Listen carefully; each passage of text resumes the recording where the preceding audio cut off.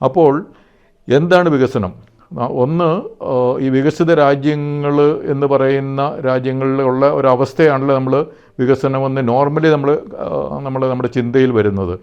ഓസ്ട്രേലിയയോ അല്ലെങ്കിൽ സ്വിറ്റ്സർലൻഡോ അല്ലെങ്കിൽ നോർവേയോ ഡെൻമാർക്കോ ന്യൂസിലൻഡോ സിംഗപ്പൂർ, അവിടെ of course per capita income കൂടുതലായിരിക്കും, ക്വാളിറ്റി ഓഫ് ലൈഫ് അത് വളരെ നല്ലതായിരിക്കും, അതുപോലെ അവരുടെ ക്വാളിറ്റി ഓഫ് എൻവയോൺമെൻറ്റ് വളരെ നല്ലതായിരിക്കും, അതുപോലെ ഹാപ്പിനെസ് ഇൻഡെക്സിൽ അവിടുത്തെ മനുഷ്യർ ആ പ്രദേശങ്ങൾ വളരെ മുമ്പിലായിരിക്കും, ക്വാളിറ്റി ഓഫ് ഗവേണൻസ് വളരെ അതിന് 5-6 ഘടകങ്ങളുണ്ട്, ആ ഘടകങ്ങളിലെല്ലാം അവർ മുമ്പിലായിരിക്കും.